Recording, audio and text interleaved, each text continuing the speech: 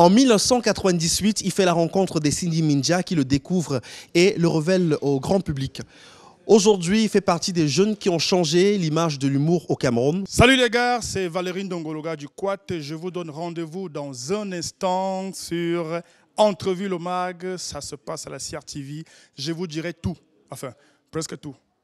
Donc vous croyez qu'on dit tout. Vous regardez trop la télévision. Hein. Tout à l'heure.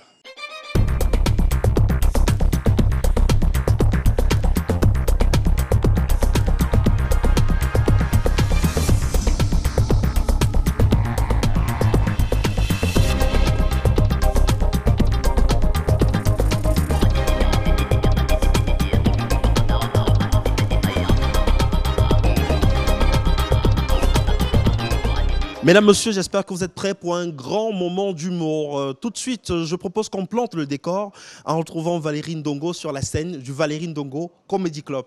Rire assuré.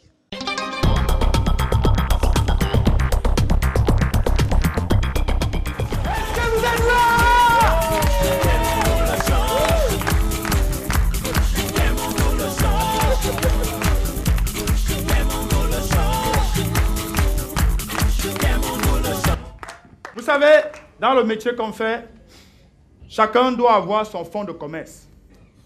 Moi, mon fonds de commerce en tant qu'humoriste, c'est deux choses. Les femmes et les blancs. Surtout les blancs. Ça paye très bien les blancs, je vous assure. Non, mais moi j'aime les blancs, hein, franchement. Le seul truc, c'est que je ne les comprends pas. Ils aiment les problèmes. Pourquoi vous aimez les problèmes, les blancs? Un gars est assis tranquillement chez lui, sa chose. Non, il n'est pas content. Il faut qu'il aille chercher les problèmes. Il a besoin de sensations fortes pour repousser ses limites. Ah, mon frère, tu veux repousser tes limites, hein? Viens habiter au Cameroun 1 an sans salaire d'expatrié. Tes limites vont dépasser le monde Cameroun comme ça. Non mais franchement, c'est comme si les gars, les problèmes les attirent seulement comme ça. Ils sentent ça partout. Déjà, le genre de sport qu'ils font. C'est le genre de sport où tu ne vas jamais voir un noir là-bas. Le genre de sport qu'on fait quand on ne tient plus beaucoup à la vie. Du genre alpinisme, parapente, saut à l'élastique. Saut à l'élastique. Vraiment. Un gars est assis tranquille, sa chose. Il se lève le matin, il n'a pas de problème. Hein? Il embrasse sa femme, il embrasse ses enfants. Il s'en va se placer sur un pont. Il attache une corde et il plonge comme ça dans le vide pour rien. Mon frère, si tu veux te suicider, il y a des méthodes plus efficaces. Va manger dans un restaurant libanais sans payer la facture ou bien va habiter chez Kandem 1 mois sans payer le loyer. Si le suicide te rate, les gars ne vont pas te rater. Mais les gars, ils aiment seulement les problèmes. Je vous assure. Je ne sais pas. Et en plus, le genre de sport qu'ils font, si tu as un accident, tu ne meurs pas. Hein? Non, non, non, non, non, non. Tu finis comme intouchable sur une chaise roulante avec un noir qui court derrière toi comme ça. Là.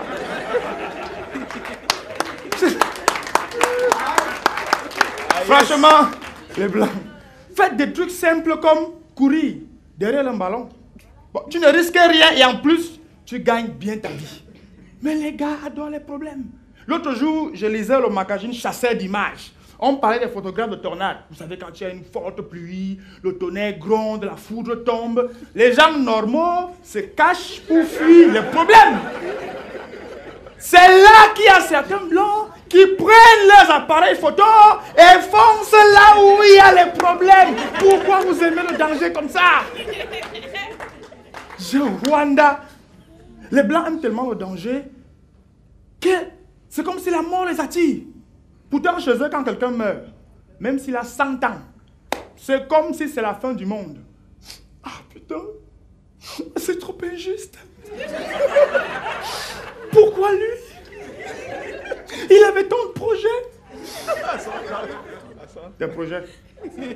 Un gars de 100 ans, des projets. Ça, c'est la malchance ou quoi? Laissez le père là mourir tranquillement.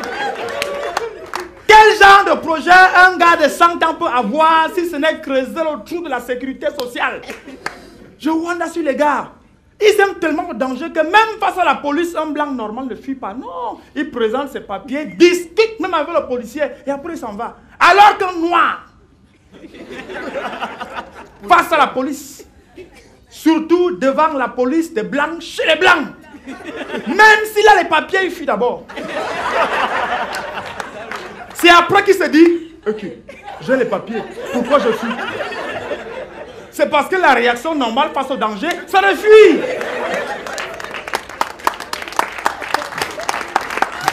Je wanda sur le blanc, je vous assure.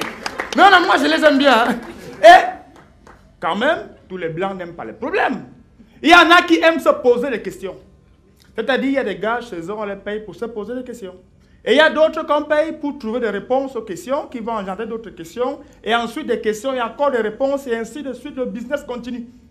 Moi, parmi tous ces gars, il y a un qui m'a wanda, c'est le high level des questions. Isaac Newton. Théorie de la gravité. Ce qui m'intéresse, c'est que le gars, il s'est posé les questions et il a fait les réponses en même temps. Il a travaillé sur les deux business. Le truc le plus intéressant sur lui, c'est comment il a commencé à se poser des questions. Un matin, le gars se lève, il s'en va, il s'assoit sous un arbre. Après, la pomme tombe de l'arbre. Là, il se pose la question qui va changer le cours de l'histoire. Pourquoi la pomme est tombée en bas au lieu de tomber en haut?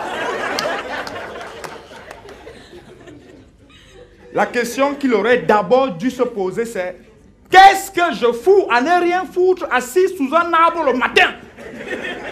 Les gens normaux le matin, ils vont au boulot, au champ, chercher de quoi nourrir leur famille. Lui, il est allé s'asseoir sous un arbre. En français facile, on appelle ça la fainéantise. Si ce gars avait vécu à cette époque, et s'il s'était posé la même question, la même condition, un psychologue allait lui dire, petit, viens. Va à l'école. Et arrête de te poser, de fumer l'herbe tôt sur le matin, assis sous un arbre. C'est mauvais pour la santé. Va à l'école. Si ça avait été un noir qui était assis sous l'arbre, il mangeait la pomme. On figurait sur les problèmes. Mais les blancs adorent les problèmes. Ils aiment tellement les problèmes que dans tous les coins pourris de l'Afrique, où même les Africains n'y vont pas parce que c'est dangereux, il y a toujours un blanc qui va là-bas. Qu'est-ce que tu vas foutre là-bas, mon frère? Pourquoi vous aimez le danger? Vous suivez les problèmes comme le papillon qui suit la lumière sans voir le lézard qui le guette. Par contre, nous les Noirs, les problèmes, ça nous connaît. On n'a pas besoin de les chercher, ils sont déjà là. Tu te lèves le matin, tu sors avec tes problèmes. Toute la journée, tu marches avec tes problèmes. Les blancs marchent avec leurs chiens, nous on marche avec nos problèmes. Le soir, tu rentres, tes problèmes te raccompagnent. Le lendemain, tu te réveilles, les problèmes te regardent. Les problèmes, ça nous connaît. Et le seul vrai problème face auquel un gars du quad doit faire face, c'est son bailleur. Si tu n'as jamais vu Jack Bauer, regarde un gars du quad qui doit fuir son bailleur à la fin du mois. Même Jack Bauer n'esquive pas les balles des terroristes comme ça. Le gars se réveille à 5 h du matin, il sort de chez lui pour rentrer à 2 h moins de l'autre matin. Quand il est chez lui, il n'allume jamais. Il contrôle les mouvements du bailleur par la fenêtre. Il esquive les cuillères, les fourchettes, les couteaux, les verres cassés de chez lui dans l'obscurité. Toute la journée, quand il marche, il est comme un fugitif. Il a l'impression de voir son bailleur partout. Vous croyez qu'un gars qui a fini de repousser ses limites comme ça va s'amuser à aller faire un sport compliqué du genre alpinisme, parapente, saut à l'élastique? Jamais. Le gars va aller jouer à son 2-0 tranquillement. En plus, on ne sait jamais. Il peut finir comme Samuel Eto'o. Il y a quoi, les gars?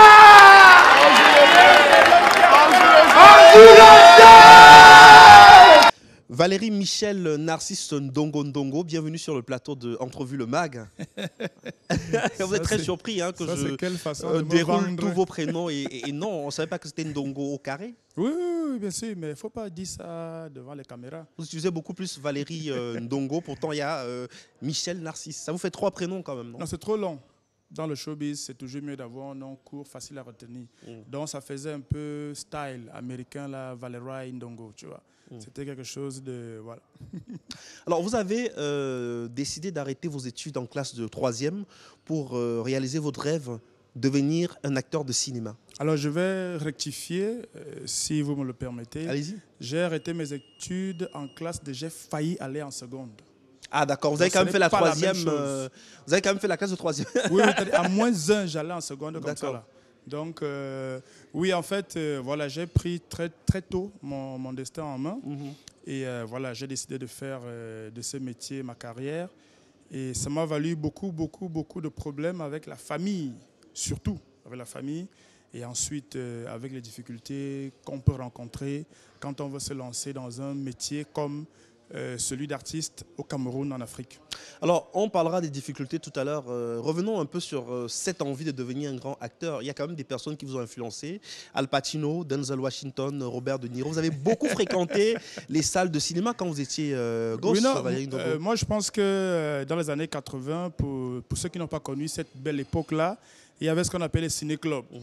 Dans tous les quartiers, moi j'étais à Ekounou, mais j'allais également en Vogbi, j'allais à Ntaba, qui n'existe plus aujourd'hui. Pour les jeunes qui n'ont pas connu Ntaba, c'était un temple de ciné-club et des agresseurs aussi. Donc c'était un mélange de tout ça. Il y avait un mélange de tout ça. Et je pense qu'il y a beaucoup de ciné-clubs qui me doivent des ristournes jusqu'à aujourd'hui, parce que j'étais vraiment un fidèle abonné.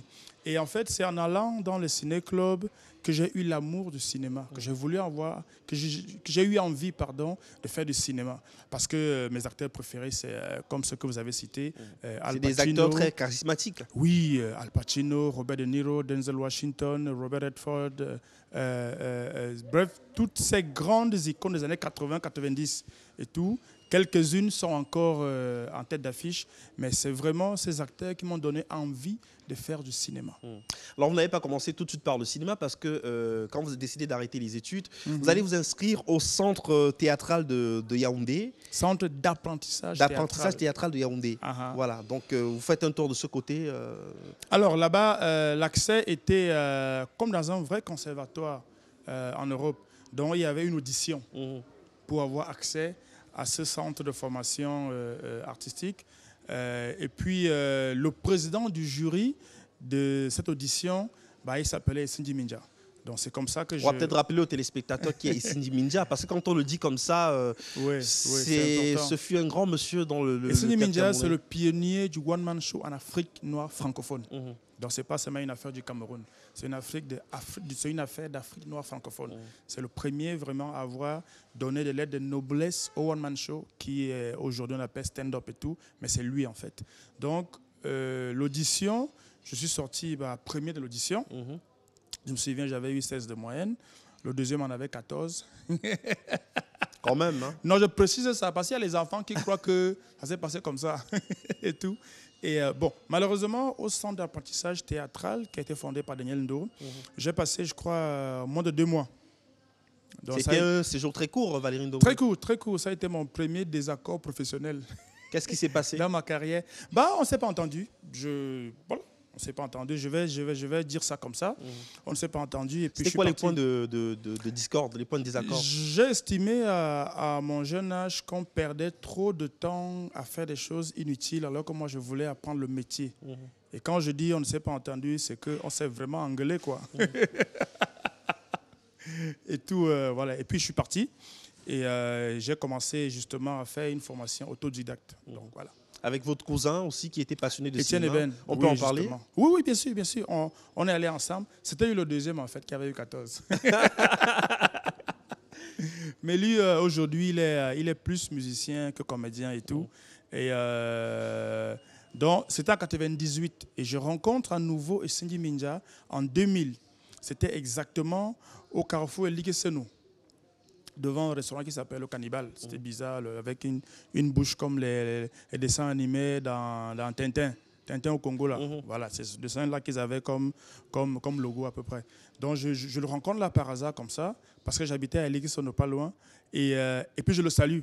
Et je lui rappelle donc, en fait, qu'en 98, donc 2 ans plus tôt, il était le président du jury pour cette audition-là, voilà, qui vous permettait d'accéder à ce centre d'apprentissage. Et c'est là où il se rappelle de moi. Oui, machin, mon petit. Et il me dit avec son grand rire, quand il riait vraiment quoi.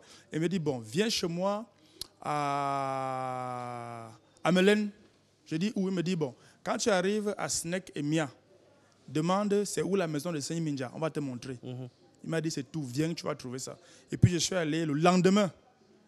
J'aurais pu aller le même jour, je me suis dit, bon, faut pas que le grand croie que je votais seulement ça. Je suis allé le lendemain, je suis arrivé à Snake et Mia, j'ai demandé aux gens, c'est où la maison de Seigneur Minja? On m'a dit, ah, Seigneur Minja, tu descends là où il y a le manguier là, c'est là. Et je l'ai trouvé. Et vous avez beaucoup appris aux côtés de Esindi Minja, Valérie Ndongo. Qu'est-ce que vous avez appris aux côtés d'Esindi Minja? Alors, paradoxalement, on a très peu parlé humour, c'est-à-dire en termes d'apprentissage concret de l'humour. Mais ce que j'ai appris, c'est qu'il m'a beaucoup appris professionnellement et il m'a beaucoup encouragé. Et il me racontait aussi, lui, en fait, il m'a enseigné en me racontant son expérience à lui. À force de me dire comment lui il a travaillé, comment il a commencé, qu'est-ce qui l'a motivé. C'était sa façon en lui de m'enseigner en fait. Et après, il m'a parlé de tout ce qui s'est fait au Cameroun, de Cancan, d'Efke Moktoy, Jimmy Billon, Daniel Ndo, qui connaissaient tous effectivement. Donc c'est comme ça, pendant 5 ans, je l'ai fréquenté pendant 5 ans, jusqu'à sa mort en 2005. Donc c'est comme ça qu'on échangeait beaucoup. Et en mars 2000, première montée sur scène, grâce notamment à Esindi Minja. Oui. Alors, il avait un projet théâtral autour de la pièce de Richard Coco qui s'intitule L'argent de ma fille. Alors, il a voulu faire une mise en scène en associant la jeune génération et les anciens. Les anciens, c'était les Salomon Tamfo, Evinangana, Atana Messi et tout. Et parmi les jeunes, il y avait Efila, Tina et moi. On était 3. On avait fait une tournée nationale. Pour moi, c'était excellent parce que c'est la première fois que je gagnais de l'argent plutôt vite. Grâce à la première tournée là. Beaucoup de chance. Hein. Oui, beaucoup de chance. On avait joué à Yaoundé. C'était une tournée nationale. Nationale. Yaoundé, Douala, Chang, Boya, Bamenda. Un jeune qu'on ne connaissait pas, qui arrivait à susciter les émotions auprès du public. Bon, c'est vrai que tout le monde venait pour voir Esindi Minja. Oui, bien sûr. Vous avez profité de l'aura d'Esindi Minja. Oui, c'est pas mal non plus. Non, mais c'était... en fait, il avait fait exprès qu'on nous voit, parce que les gens venaient le voir, mais en venant le voir, ils vont voir d'autres jeunes. C'était une relation, on va dire presque fusionnelle, parce que à la mort d'Esindi Minja, vous allez être totalement bouleversé, Valérie Ndongo. Vous en parlez encore avec beaucoup d'émotion, et je crois savoir que pour vous, la perte de ce monsieur a été un coup que jusqu'à présent, vous n'avez pas pu digérer. Oui, ça a été très compliqué parce qu'il est décédé en France et on était ensemble en fait. Et déjà, les conditions dans lesquelles il est parti en France ont été très compliquées. Son évacuation a traîné. Ça, je tiens à le dire. Il aurait pu être évacué plus tôt, mais formalité administrative oblige et tout, ça a traîné et son état de santé s'est aggravé. Donc, il est arrivé en fait en France étant déjà mort pratiquement en fait, parce qu'il est mort moins de 2 semaines après qu'il soit arrivé et tout. Et moi, je n'ai pas pu revenir au Cameroun avec Cindy parce que j'étais resté en France. Avec sa dépouille. Avec sa dépouille, pardon. J'étais resté en France parce qu'il fallait continuer la tournée pour laquelle on était parti. Et c'est grâce à lui que j'étais allé en France la première fois, en 2005. Et après, il y a eu beaucoup de choses qui se sont passées. Le déroulement de ces obsèques. Oui. Alors, oui. vous avez déclaré au cours d'une interview que vous serez même prêt à écrire tout un livre au sujet du déroulement de ces obsèques. Tellement vous avez été choqué par ce qui s'est passé. Oui, bien sûr, parce que le problème, c'est que quand les gens meurent, il y a souvent beaucoup de gens qui arrivent pour organiser les choses, mais qui n'étaient pas là quand la personne souffrait, quand la personne avait besoin d'un réel accompagnement. Et après, je ne dirais pas que de la récupération, mais je dirais que parfois c'est maladroit de faire certaines choses sans réellement impliquer les concernés. Mais je pense qu'il a eu un hommage populaire très important et c'est ça qui est le plus important. Alors, est-ce qu'on peut dire que finalement vos débuts ont été faciles grâce à la rencontre avec Esindi Minja, ou alors il y a eu des moments de galère au tout début, des gens qui ne croyaient pas en vous avant de tomber sur ce grand monsieur? Galère, ça a été mon deuxième prénom pendant très longtemps. Le 4e, parce que vous êtes déjà Valérie Michel Narcisse. On va dire Valérie Michel Narcisse Galère. On a, je pense, entre 98 Et 2009, parce que c'est vraiment en 2009 que je commence à vivre vraiment de mon métier, vraiment en mode en plein temps, quoi. Donc entre 98 et 2009, c'était un peu comme ça. Et Sindji Minja, c'était un père parce que je passais beaucoup de temps avec lui, du coup. Et quand tu es avec un grand frère, chaque fois que vous partez au bar, c'est lui qui gère les factures. Donc, et chaque fois que tu dois rentrer, tu regardes que bon, grand frère, je pars déjà, alors il gère le taxi. Donc c'était aussi comme ça qu'il m'aidait, quoi, à tenir financièrement et tout.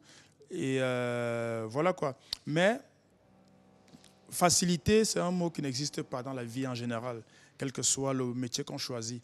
Parce que quel que soit le métier, il y a de la difficulté et il n'y a que le travail et l'endurance qui permettent de s'en sortir. Valérie Ndongo avec nous sur le plateau d'Entrevue le Mag. On va vous donner la possibilité tout de suite de vous exprimer. On vous a d'ailleurs vu en début d'émission dans cet extrait du Valérie Ndongo Comedy Club. Mais tout de suite là, ça se passe sur la scène pour le plaisir de nos téléspectateurs.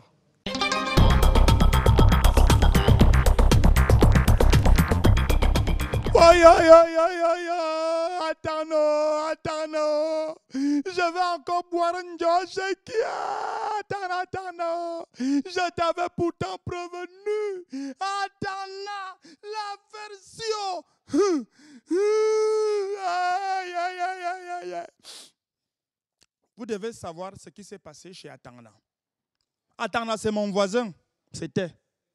Quand tu descends dans mon quartier, tu comptes 3 fenêtres à gauche, 4 portes à droite. Tu marches, tu arrives au carrefour du petit marché, pique sur ta gauche. Tu marches, tu passes devant la boutique de Hamed, un Sénégalais. Tu marches, tu passes devant la boutique de Khalidou, toujours un Sénégalais.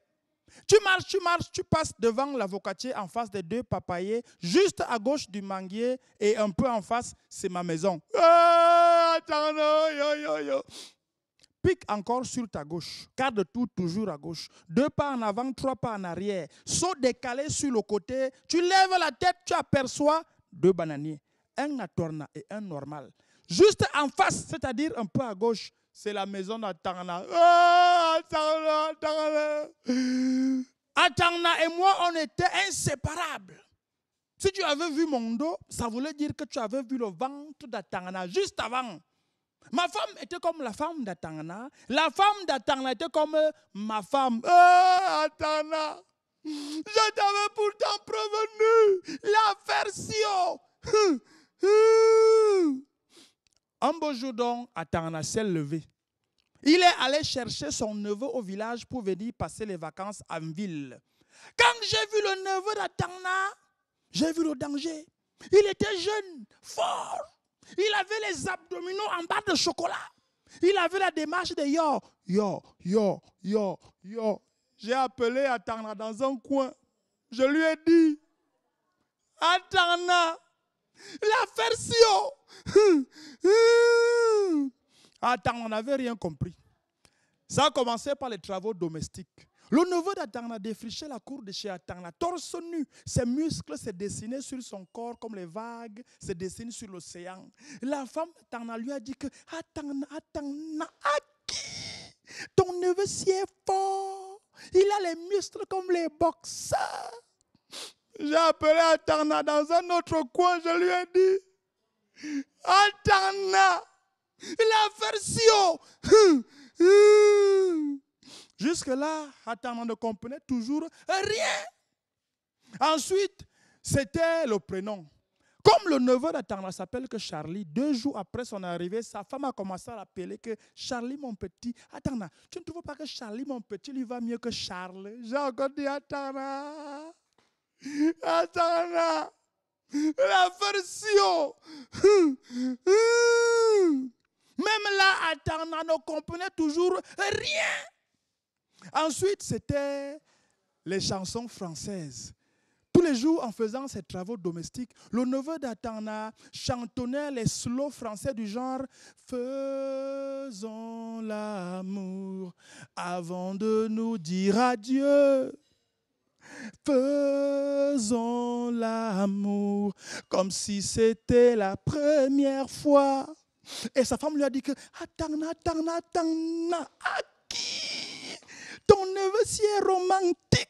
Il connaît la grande musique. » Et j'ai encore appelé Atana. Je lui ai dit, Atana, la version. Même là, il ne comprenait toujours rien. Après, c'était les commissions. La femme d'Atana envoyait toujours son neveu du genre « Eh, que Charlie, mon petit, s'il te plaît, tu peux me percer le bouton qui me sort là ?» Ou encore « Ouais, que Charlie, mon petit, pardon, aide-moi à baisser la fermeture sur ma main, n'arrive pas là. » Ouh, Charlie, loulou, le petit toutou, pardon, tu peux me masser l'endroit si je sens quelque chose de dur là. J'ai encore appelé Atana. Je lui ai dit, Atana, la version. Même là, il ne comprenait toujours rien. Finalement, c'est arrivé là où ça devait arriver. Après ça, quand Atana envoie son neveu pour une petite commission de rien du tout, celui-ci répond sans regarder Atana. Ben écoute, tonton, je suis crevé, ton truc là, ça ne peut pas attendre ou quoi? Quand Atana a essayé de se fâcher, c'est sa femme qui lui répond que Aka, Atana, si tu es incapable de faire quoi que ce soit, l'enfant a le droit de se reposer, c'est ton macabo. C'est là que Atana voit le danger que j'avais vu depuis. Et il court chez son voisin de frère que je suis. Mais il était trop tard. Le lendemain, Atana, il rentrait au village alors que je lui avais bien dit. Atana, la version. Mais moi, je suis intelligent. Je suis même très intelligent. L'autre jour, quand ma femme m'a dit d'aller chercher mon neveu pour les vacances en ville, je lui ai répondu que t'as 0. Toi, amène ta nièce. Mais bravo Valérie Ndongo, vous arrivez toujours à nous arracher un énorme sourire comme ça. C'est votre marque de fabrique. Ben non, mais j'ai intérêt, c'est mon métier. Voilà, donc à chaque fois, on rigole quand on vous voit sur scène. Alors, à quel moment vous vous dites, ça y est, le succès est arrivé, ma vie a changé? Je pense que c'est en 2003, en fait. 2003, c'est à la fois la date de mon premier spectacle, mais aussi la date de mon premier voyage international. Je travaillais à l'époque avec France Ngambok, que je salue parce que ça fait partie aussi des personnes qui m'ont beaucoup encadré au début. Parce que c'est avec elle que je commence au théâtre, en fait, à proprement parler. C'est avec France Ngambok. Et on va au Congo, à Kinshasa. Il paraît qu'il va se passer des choses extraordinaires à Kinshasa. Oui. Et bon, je dis ça en passant, on est parti avec la Cameroun Airlines. Donc c'est pour dire aux petits qui ne savent pas qu'avant il y avait la Cameroun Airlines. Nous on est partis avec ça. D'accord. Alors ça a été un déclic parce que pour moi c'était extraordinaire d'aller. On est allé prendre le vol à Douala, d'aller à l'aéroport, de prendre le vol. Bon, déjà d'aller faire le passeport, et puis d'aller prendre le vol à l'aéroport. Et c'est à partir de ce moment que la famille s'est dit, mince, donc le machin que le petit s'y fait, ça peut faire jusqu'à y prendre l'avion. Cet amuseur public là, il faut qu'on le prenne très au sérieux. Du coup, la famille a commencé à se dire, bon, peut-être que son affaire là n'est pas si mal que ça. On va un peu voir, on attend encore. Tu vois. Et après, on est arrivé à Kinshasa. Kinshasa, c'est une ville de malades. Ils sont quoi, je crois, 12 millions. C'est pratiquement la moitié du Cameroun dans une seule ville. C'est grand, de chez grand, mais alors grand. C'était le Festival international de l'acteur. Donc, c'était impressionnant de jouer dans un festival. À l'époque, c'était vraiment l'un des festivals majeurs dans le monde du théâtre en Afrique. Et je suis rentré là-bas avec tellement d'étoiles dans les yeux, d'avoir vu d'autres comédiens, des collègues et tout. Et puis, au retour, ben, j'avais un cachet. Et ça, c'était super important. Et c'est à partir de là que je croyais déjà en moi avant, mais à partir de là, j'ai commencé à voir et à croire que l'avenir peut être, passer par, oui, que ça peut par être intéressant, celui-ci, là, tout oui, à fait. que ça va déjà aller. Il y a eu aussi la participation au festival, je crois le festival de théâtre de Montargis, le festival de la Madeleine Oui, oui, à Montargis en France. C'est en 2005 avec Essendi Minja en fait. C'est justement. Là, c'est après le Congo, là. Après le Congo, 2005 déjà. Là, c'est 2005. Et après, je suis allé au Bénin. En fait, j'ai fait beaucoup de festivals en Afrique qui m'ont permis de mûrir professionnellement et de me faire beaucoup de relations dans le milieu professionnel. Et justement, en parlant de relations, en parlant de rencontres, si je dis Jean-Claude Awono, ça suscite quoi comme souvenir? La ronde des poètes. Si aujourd'hui j'ai le nom Valérie Ndongo comme nom d'artiste, c'est grâce et à cause de Jean-Claude Awono. Parce que c'est le premier, à partir de 2001, je crois, à commencer à m'appeler Valérie Ndongo Ndongo. Parce que lui, il trouvait ça plus joli comme ça. Vu qu'il est poète, il pensait à Paul Valéry et tout. Et il a commencé à m'appeler Valérie Ndongo Ndongo. Parce que moi-même, mon premier nom d'artiste que je m'étais choisi, c'était Michael Narcisse. Michael Narcisse. Oui, parce que ça sonne américain. Vu que faites beaucoup de révélations sur le plateau aujourd'hui. Oui, parce que moi j'étais en mode Denzel Washington, Brad Pitt et tout, machin. Donc il fallait que je trouve un nom qui fait c'était toi.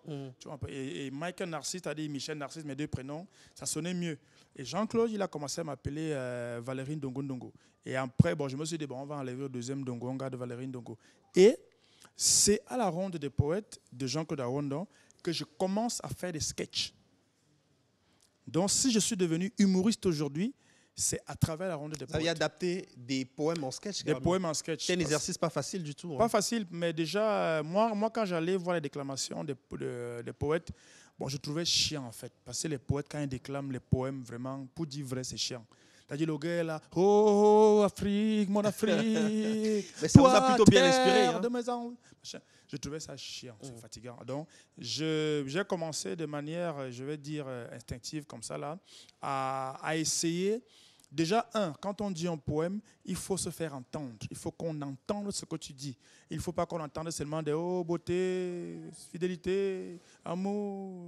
Ça avait apporté une touche humoristique. Il fallait, voilà. Et après, je m'étais dit, je ne sais pas si vous avez déjà assisté à un gala littéraire. C'est chiant. Ça dépend. Hein. Non, c'est chiant. Moi qui adore la littérature, ça ne peut pas être chiant, Valérie Ndongo. C'est chiant. Ah non. Surtout quand on a 3 professeurs agrégés qui viennent parler. C'est grave. Donc il fallait cette touche d'humour pour rendre l'atmosphère plus agréable. Moi, je m'étais dit, voilà, il faut. Et de fil en aiguille, j'ai commencé à faire des sketchs sans m'en rendre compte. Et c'est en fin 2001, c'est Jean-Claude Awono qui me dit, prépare-nous un sketch pour la prochaine rentrée littéraire. Et c'est comme ça que je prends conscience du fait que j'ai fait des sketchs et puis je continue. Alors si je dis Valérie Barin, nous sommes en 2008 à Ouagadougou, au Burkina Faso. Valérie Baran. Rang, oui. Alors elle, c'est ma porte d'entrée vers l'international. Ça a été ma productrice de 2009 à 2014. Donc elle était la directrice du théâtre de la Villette. Du tarmac de la Villette. Tarmac de la Villette. Et après le tarmac tout court, c'était dans le 20e à Paris. Donc, c'est elle qui m'a fait tourner vraiment en France. J'ai fait, de 2009 à 2014, j'ai fait environ près de 1000 dates en fait en France. C'est-à-dire par an, je faisais environ 150 à 300 dates. Vous avez réussi à conquérir le public français.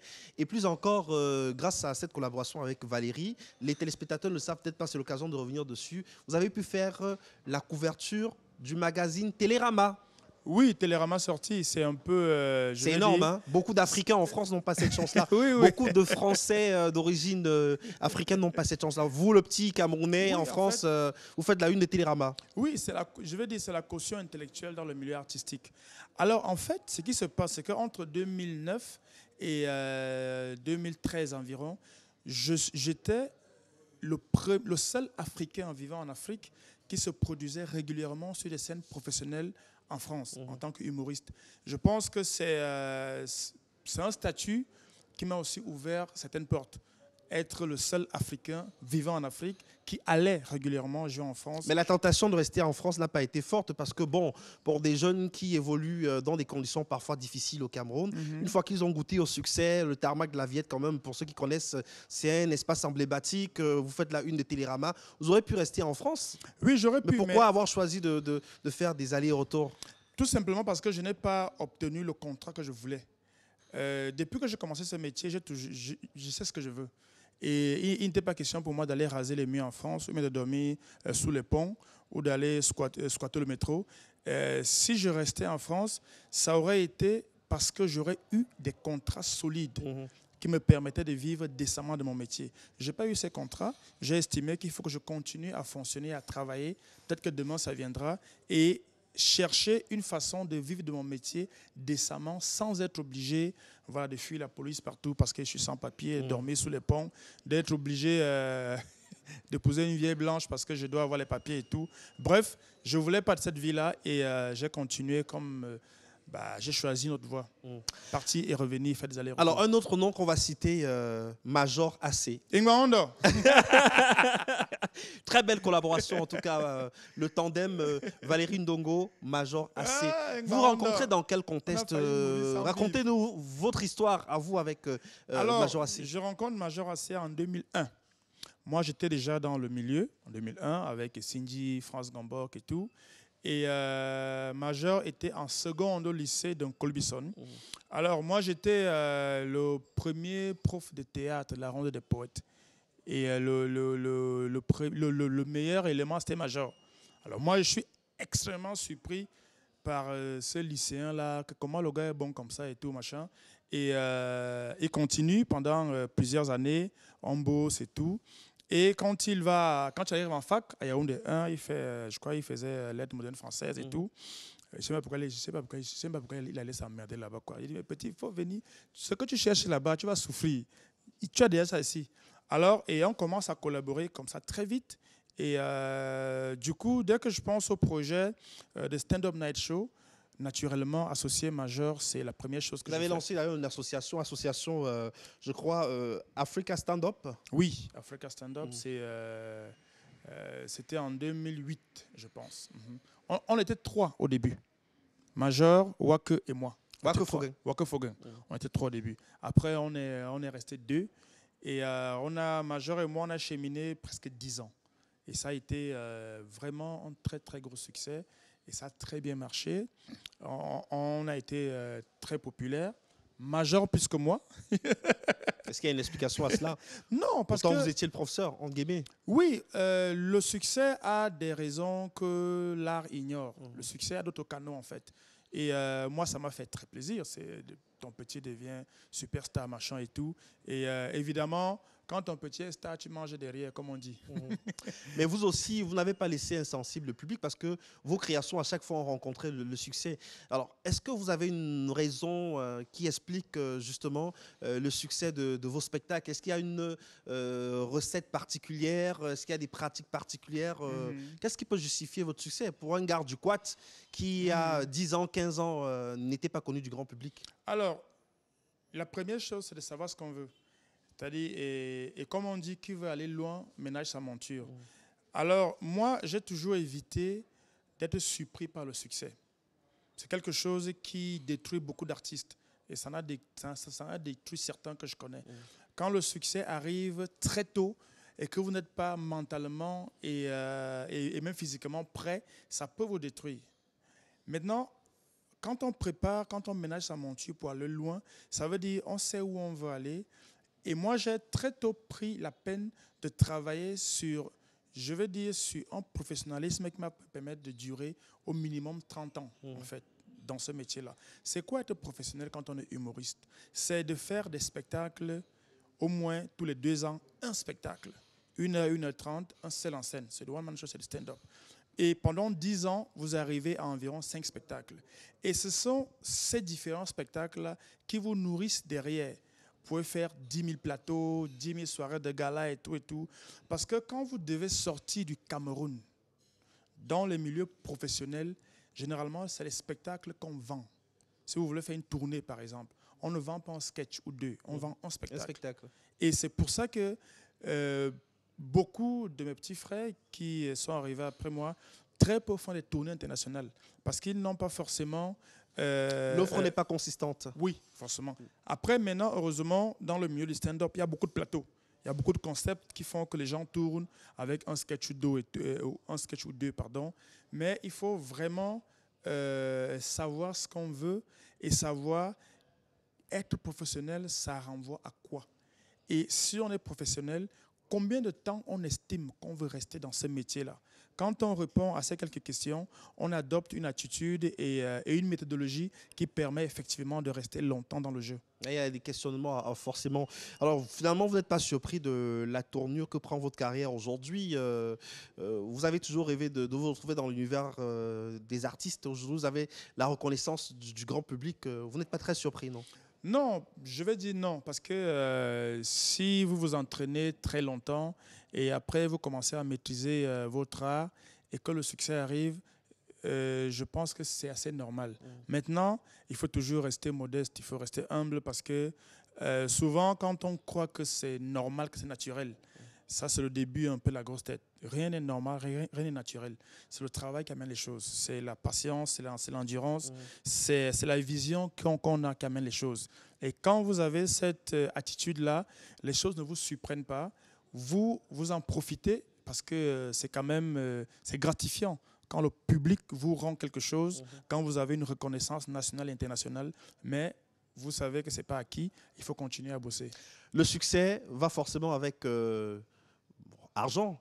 Est-ce qu'on peut dire que financièrement, aujourd'hui, vous êtes un monsieur assis? Vous gagnez combien d'argent pendant vos tournées nationales, internationales? Vos spectacles rapportent à peu près combien d'argent? Alors, c'est important aussi de communiquer dessus. Ça permet bien sûr, aux jeunes qui veulent se lancer d'y croire, de se dire que par ce métier, on peut bâtir une vraie vie. On peut faire des projets. Il y en a qui se sont investis aujourd'hui dans l'immobilier. Des artistes aujourd'hui qui portent la casquette on va dire quoi, d'entrepreneur. Est-ce que c'est le cas pour vous? Est-ce que l'humour aujourd'hui vous permet d'avoir une assise financière? Est-ce que vous êtes lancé dans le business? Si oui, lesquels? Non, bien sûr, bien sûr. Aujourd'hui, je suis humoriste, producteur, en fait. Bon, cette question a été tellement bien emmenée que je ne vais pas m'en prendre à vous, parce que d'habitude, quand on me la pose dans des médias, dans des radios et autres, je prends mal la question, parce que c'est toujours du genre, alors les artistes, là, vous en sortez? Alors une fois, j'avais dit à un animateur radio, que mais c'est à moi de te demander à toi si toi tu t'en sors. Parce que je sais à peu près combien touche un animateur radio, et je sais qu'il y a des mois où on ne vous paye pas. Bon, ce n'est pas le cas pour nous à la CRTV. Oui, non. Nous, à la CRTV, c'est complètement différent. C'est qu'une parenthèse. Hein. C'était une parenthèse. Pour dire qu'aujourd'hui, la génération d'artistes, d'humoristes que je représente, ou alors qui est derrière moi, gagnent bien leur vie.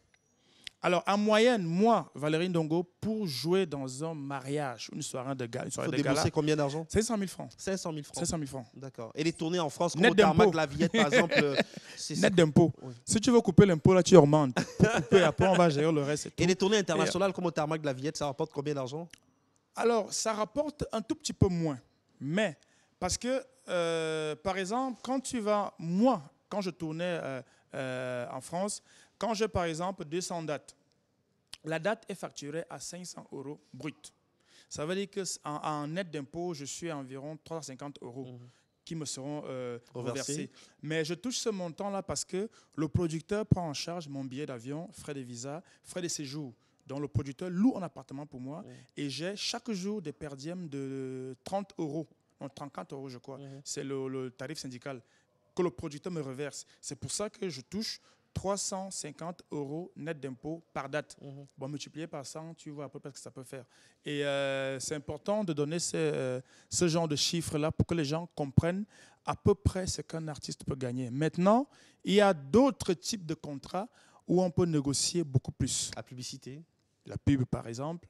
Des soirées de gala, ça dépend de l'entreprise.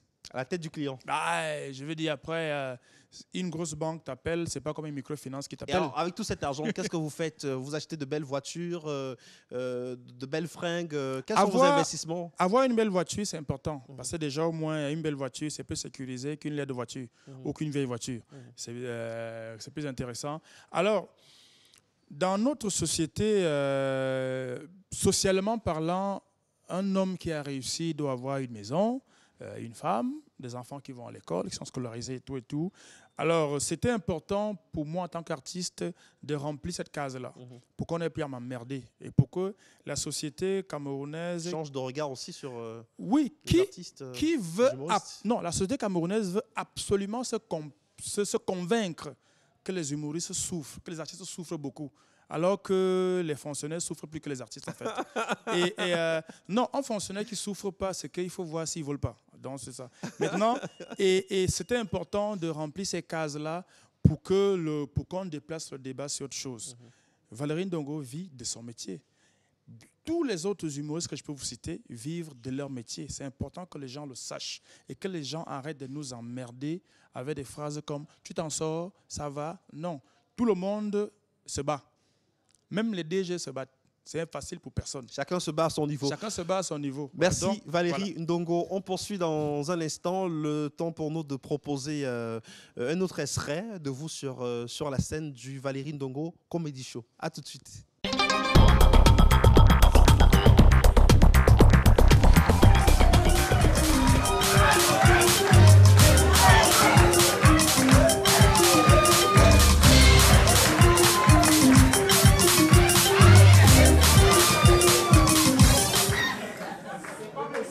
Ce soir, nous allons parler de la SAPI. La société des ambianceurs et des personnes élégantes. D'où vient la SAPI? Au commencement, l'homme était nu. Il se faisait piquer par les moustiques et crevait de froid toute la nuit. Il vit que ce n'était pas bon. Il trouva les feuilles de bananier, les perles de collier et des lianes de baobab. Il harmonisa le tout, trouva l'équilibre entre la nature et la matière. Et il vit que c'était bon. C'était les premiers sapins. Au roi.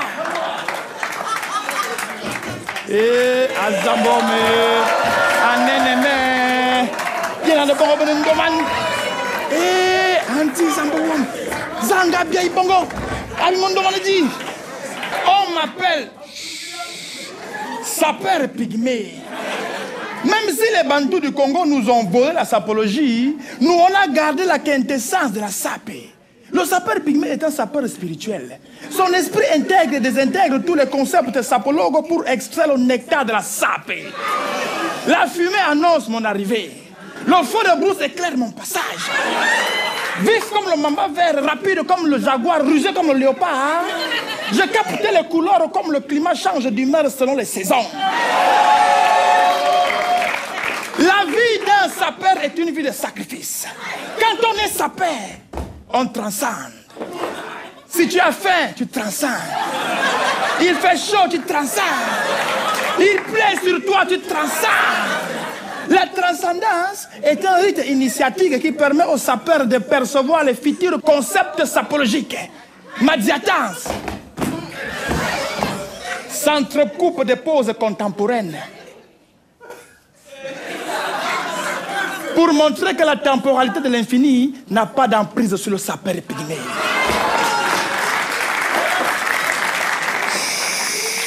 Présentation. Veste invisible. Pour montrer la toute-puissance de la spiritualité sur le corps. Ferme tes yeux et visualise ma veste en harmonie avec le reste de ma sape.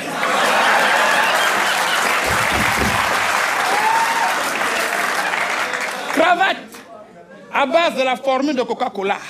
Tu as beau chercher, tu ne verras jamais. Chemise fabriquée à base du soufre de facochère. Ferme les yeux, tu visualises.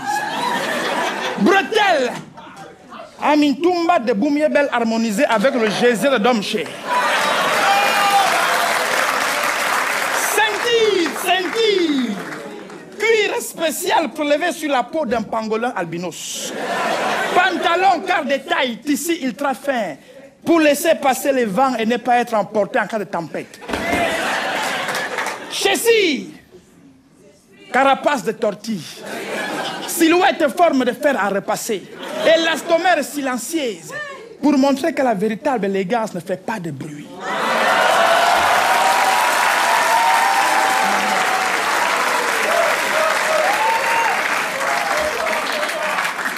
Car la pluie annonce mon départ. Les éclairs accompagnent ma démarche. Je me sape et me dessape à la vitesse du piment dans la sauce. Je n'équilibre pas, je ne déséquilibre pas, je rééquilibre. Valérie Ndongo qui nous fait marrer sur le plateau d'entrevue. Le MAG, alors humoriste, comédien, auteur, metteur en scène, producteur. Aujourd'hui, vous participez à des projets à la télévision aussi. Vous avez diversifié l'offre, Valérie Ndongo. Bien sûr, bien sûr. Ça fait partie des astuces qu'il faut trouver pour durer dans le jeu, en fait. On ne peut pas durer en restant simplement comédien ou acteur. Il faut avoir d'autres cordes à son arc. Parlons de la collaboration avec Canal+. Vous êtes très présent sur les plateaux de Canal+, une belle collaboration aussi. Vos spectacles sont diffusés sur cette chaîne, mais également la participation à l'émission Fort Boyard. Ouais. Sur Canal+, ce genre. Bon, soyez sûr que je ne vais pas donner le montant du cachet que j'ai eu au Fort Boyard. Sinon, il y a des gens qui vont trouver ma maison le même soir-ci. Oui, en fait, j'ai essayé de mettre sur pied un concept et de le vendre à une chaîne internationale pour plusieurs raisons. Parce que aussi, ça donne un autre type de visibilité qu'on n'a pas forcément dans une chaîne locale. Et ça donne aussi un autre type de cachet qu'on n'a pas dans une chaîne locale. Et ça ouvre aussi d'autres collaborations pour l'avenir. Donc, j'ai commencé avec la maison Canal par A+. D'accord. Et c'est dans A+, que les patrons de Canal ont dit, mais comment? Petit, tu fais quoi là-bas? Il faut venir ici, là. Parce qu'en fait, à la base, je voulais Canal+.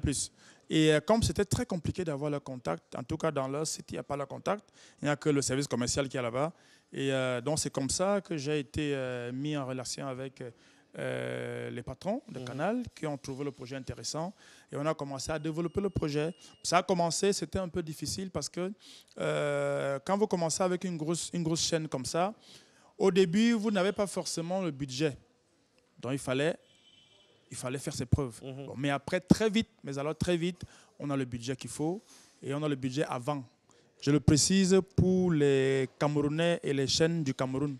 Il faut donner le budget avant pour qu'on puisse travailler. Quand ça vient après, c'est très compliqué. C'est un peu compliqué. Et parlant de cinéma, ça a toujours été votre rêve. Vous avez fait des apparitions dans 2 longs métrages. Les blessures ingrissables d'Hélène Eba, Les silences de cœur de Narcisse Mbarga. Et puis on vous a vu aussi aux côtés de Jean-Pierre Bekolo. Oui, le film Le Président. Voilà, Le Président. Oui. Et tout récemment, là, dans une web série avec, aux côtés de Blanche Bana, une web série et tout. Donc voilà, ça revient vraiment en force. Oui, en fait, c'est bizarre. Au début, je voulais faire du cinéma. J'ai viré au théâtre, j'ai fini à l'humour. Et c'est comme si je suis en train de rentrer tout doucement vers le cinéma.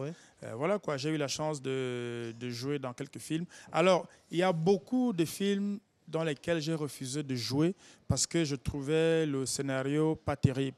Je trouvais les rôles pas intéressants. Mais je sais aussi la difficulté que les cinéastes camerounais ont de travailler. C'est très compliqué pour tourner un film. Ça coûte cher, c'est pas évident. Et j'ai toujours voulu faire une web-série. Mais je n'ai pas trouvé le temps, moi, de m'asseoir pour écrire une web-série. Parce que le monde du numérique, c'est le monde de demain, en fait. C'est le monde qui s'impose à nous aujourd'hui. C'est le monde d'aujourd'hui, en fait, Tout déjà. à fait, c'est le monde d'aujourd'hui. Et je m'étais dit, il faut que je sois présent dans ce monde-là. Mais je n'ai jamais eu le temps d'écrire un scénario pour faire une web-série. Du coup, quand Blanche Bana m'a proposé Elle et lui, j'ai accepté direct. Et en plus, c'était bien écrit. Dans Elle et lui, vous incarnez le rôle de Monsieur Moudjo. Exactement. Et moi, j'aime beaucoup le travail de Hervé, le scénariste. Il fait un très bon travail. Et j'ai accepté et ça marche plutôt bien. Et la participation à Fort Boyard sur Canal+, on va revenir dessus. Non, vous avez incarné si c'est pour le cachet, je ne donne pas. Mais de belles expériences finalement à la télévision aussi. Ah oui, bien sûr. Bien sûr. C'était impressionnant. Le déploiement de l'équipe sur le fort, c'est impressionnant. Il y a une centaine de techniciens. Le matériel, franchement, c'est respect, quoi. La production globale d'une saison de Fort Boyard, c'est presque 1 million d'euros, c'est-à-dire plus d'un demi-milliard de francs CFA. Ça, c'est pour vous donner un peu un aperçu de qu'est-ce qui est déployé comme moyen et comme logistique. Mais tout est réglé au millimètre près. Toutes les répliques qu'il y a dans Fort Boyard, il n'y a pas de répétition, il n'y a pas de couper, reprenez. Il faut réussir là. Il n'y a pas d'improvisation. Zéro. Oui, c'est-à-dire, on nous a laissé libre cours chacun de donner une identité à son personnage.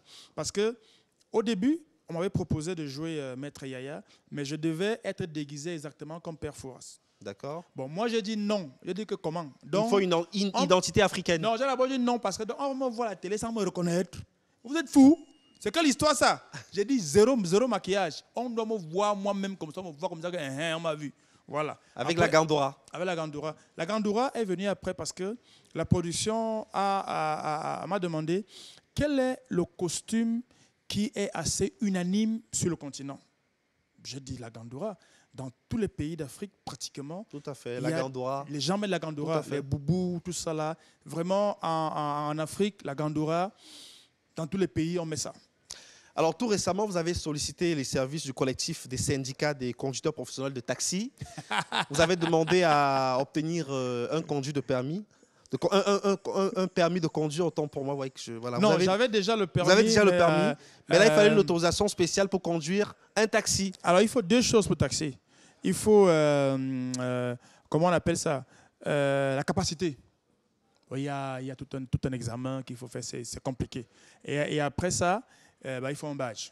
Il faut que le syndicat vous adoube comme taximètre. Vous avez pu obtenir tous ces documents. J'ai fait tout ça, j'ai fait les démarches. Et désormais, vous êtes taximan. Officiellement, je suis stand-upper taximan. Oui, mais pour de vrai, je suis taximan. Comment ça se passe? J'ai les papiers d'un taximan.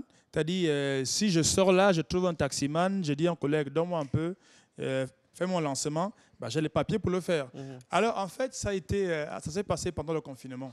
Pendant la crise sanitaire, coronavirus. Du coronavirus. Alors, j'avais à ma disposition à la maison un taxi. À la base, c'était pour mon petit frère. Finalement, il a fait comme beaucoup de petits frères font souvent au grand frère. Finalement, j'ai récupéré le taxi. Il était garé dans ma cour. Je me suis dit, bon, pourquoi je vais m'emmerder à une voiture là? Et puis, je suis là. Alors, surtout que pendant cette période de crise sanitaire, il n'y avait plus d'activité pour vous, les artistes. Plus de scènes, plus d'espaces ouverts. C'était du pain béni. Exactement. Vous lancez dans le métier de taximan. Alors, en fait, tous les artistes, ou presque, se sont tous retrouvés sur la toile. Parce que le net était le seul endroit où on pouvait encore vraiment travailler. Alors, il ne fallait pas aller sur le net pour y aller comme ça, kounya. Non. Je me suis dit, il faut penser à un concept. Eh bien, j'ai pensé au concept stand-up taximan. Ce qui est intéressant, c'est que j'ai fait un post où j'expliquais pourquoi j'ai fait le stand-up taximan. Parce que je me suis dit, c'est intéressant d'être dans un taxi, de prévenir les clients qui sont filmés et d'avoir un direct Facebook. Parce que si quelqu'un va dans ma page Facebook, il y a toujours toutes ces vidéos qui sont en ligne là. Et je me suis dit, il y aura sûrement des histoires marrantes. Et ça a été excellent. Très belle expérience. Ça a été excellent. Quelles sont les leçons que vous tirez de cette expérience? Alors, la leçon principale, c'est que les Camerounais estiment qu'être taximan, c'est un métier de raté, en fait. J'ai trouvé ça impressionnant. La plupart des gens, Valérie Ndongo taximan, oh, d'en haut, le petit est fini. Wouh, taximan, non, il a raté, c'est fini. Le petit a chuté. C'est-à-dire, c'est comme si pour les gens, être taximan, c'est vraiment un métier de raté. Ils n'ont même pas pris la peine de comprendre que c'était un concept. C'était mais un concept qui vous a permis quand même de gagner de l'argent parce que ceux qui embarquaient dans votre taxi, vous payaient pour de vrai. Mon frère, est-ce que moi j'avais le carburant gratuit à la station? Valérie Ndongo, qu'on retrouve tout de suite dans un autre extrait.